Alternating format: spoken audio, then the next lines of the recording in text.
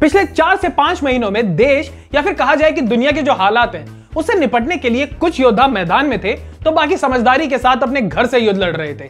ऐसे में हमने पुलिसकर्मियों का धन्यवाद किया, सफाई कर्मचारियों के ऊपर फूल बरसाए और डॉक्टर एवं नर्सेस के लिए जोरदार तालियां बजाई और फिर माननीय प्रधानमंत्री जी के आह्वान पर थाली और ताली बजाकर उन सबका अभिवादन किया।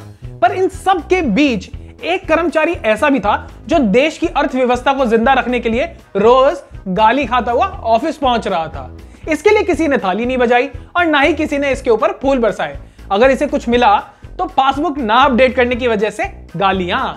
जी हां, मैं बात कर रहा हूं बैंक के कर्मचारियों के बारे में जिनका इन पूरे दौरान कंट्रीब्यूशन किसी से ज्यादा नहीं तो कम भी नहीं था। वैसे आप लोगों ने एक से एक मजेदार वीडियो देखा होगा YouTube पे जहां पर गवर्नमेंट बैंक एम्प्लॉइज को कामचोर और आलसी दिखाया गया है और प्राइवेट बैंक एम्प्लॉइज को लुटेरे।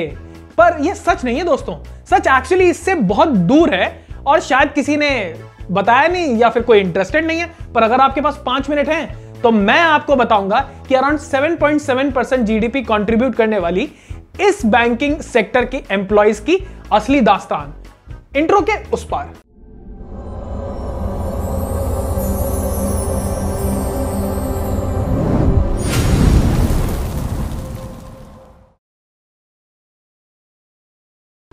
नमस्कार दोस्तों, आपके घर में टूथपेस्ट कब तक इस्तेमाल होता है?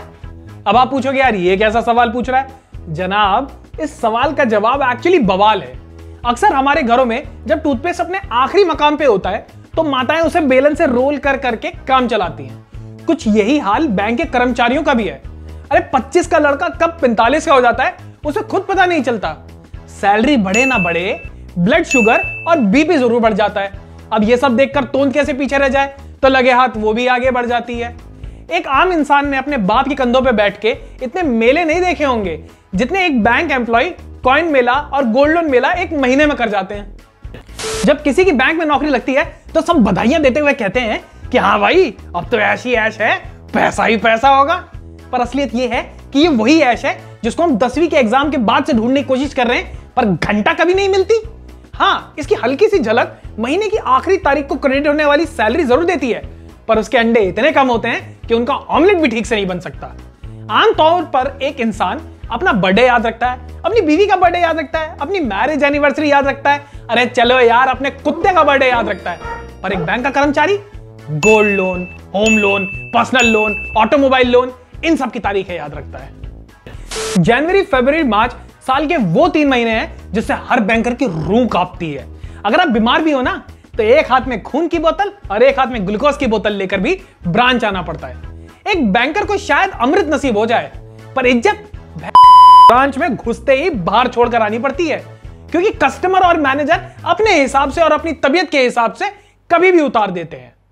सर्दी, धूप, बारिश, एक बैंकर न जाने कभी इंश्योरेंस तो कभी फंडिंग के कॉल्स पर आधे शहर की धूल भागता फिरता है। और भाई साहब, छुट्टी का तो आप पूछो ही मत। एक मैंडेटरी लीव नाम की आरबीआई की पॉलिसी है तो जरूर, पर अगर आप छुट्टी मांग लो ना तो ऐसा लगता है जैसे मैनेजमेंट का साला गुर्दा मांग लिया हो। और अगर चलो आपको छुट्टी दे भी दी तो पूरे दिन में आपको धे कॉल इतने कॉल आएंगे कि आपको लगेगा कि भाई साहब आप ऑफिस में ही बैठे हो। और जब आप अगले दिन ऑफिस आएंगे ना तो आपको दबे शब्दों में यह एहसास दिला दिया जाएगा कि देखो तुम कल छुट्टी ले चुके हो, अब 3-4 महीने तक छुट्टी के बारे में सोचना नहीं।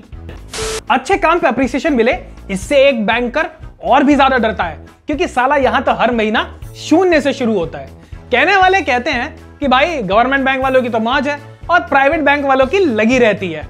पर तुम्हारा भाई आज तुमको एक बार बता रहा है और इसको अच्छे से समझ लो कान खोलकर कि टट्टी चाहे सोने की थाल पे सजा के दो या लोहे की थाल पे, टट्टी टट्टी ही रहती है।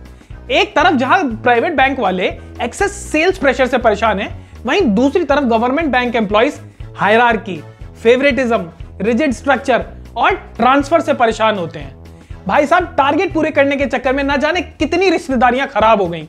और ये रिश्तेदार और दोस्त भी कम नहीं है, बैंक का काम हमको ऐसे दे देते हैं जैसे साला बैंक हमारे बाप का हो। मेरा लोन सस्ता करा दो, मुझे साला नए नोट की गड्डी दिला दो। आज जब मेंटल हेल्थ और डिप्रेशन की डिबेट ऑल टाइम हाई पर है तो मैं दावे से कह रहा हूं कि आपको रियलाइज भी नहीं होगा कि बैंक के कितने सारे एम्प्लॉइज आर नियर डिप्रेशन और उन्हें इस चीज का रियलाइजेशन भी नहीं है। साला मॉर्निंग मीटिंग के नाम पर आपके कपड़े ऐसे फाड़े जाते हैं और इतनी गंदी गंदी गालियां कभी कभी तो फीमेल एम्प्लॉयज के सामने देते हैं मैनेजर्स। और भाई साहब अगले 4-5 दिन तक आप उन फीमेल एम्प्लॉयज के साथ आंख भी नहीं मिला सकते। और कभी कभी तो कोल्ड कॉलिंग करते हैं तो कस्टमर दूसरी तरफ से इतनी गंदी गंदी और गाड़ी गाड़ी गालियां देता है कि कान से खून निकल आता है। रख तेरी मां की रख, एक तो इधर जान जा रही है तेरे को मछली की। वहीं अगर कोई फीमेल एम्प्लॉय कॉल करे तो साला कस्टमर को ऐसा लगता है जैसे सामने से फूल जड़ रहे हो। उसके बाद फिर वही कस्टमर उन फीमेल एम्प्लॉयज को गंदे गंदे और अश्लील मैसेजेस भेजते हैं। भाई मैं तो बस यही कह सकता हूं कि दुनिया बनाने वाले क्या तेरे मन में समाई, साला काहे को बैंक की नौकरी बनाई। गवर्नमेंट की कोई भी फाइनेंशियल स्कीम हो, डीमोनेटाइजेशन हो या फिर लॉकडाउन ही सही, जब सारी सर्विसेज बंद हो जाती हैं तब भी सिर्फ एक फाइनेंशियल सर्विस है जो लगातार आपको सर्व करती रहती है। लाखों बच्चे हर साल प्राइवेट और पब्लिक बैंक्स के एग्जाम देते हैं एक अच्छा करियर की सोच में, पर उनके हाथ क्या आता है?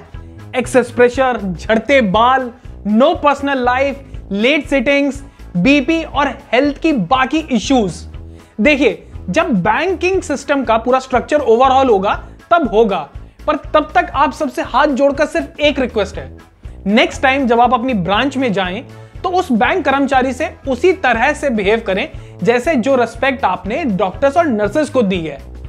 आपके पास जब कोई क्रेडिट कार्ड या होम लोन के लिए फोन आए तो उसे प्यार से भी मना किया जा सकता है, यार वो भी उसका काम ही है, तो इतना तो आप कर ही सकते हैं। और जाते जाते मैं अपने सभी बैंक कर्मचारियों के लिए कुछ लाइंस कहे जा रहा हूं, अच्छी लगे तो शेयर जरूर करना।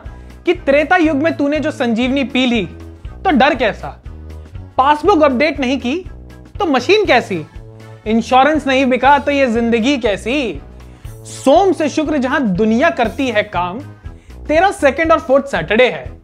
कोई बेइज्जती अपने घमंड में करे तो कोई बात नहीं, तू देश के इकोनॉमी की रीढ़ की हड्डी है।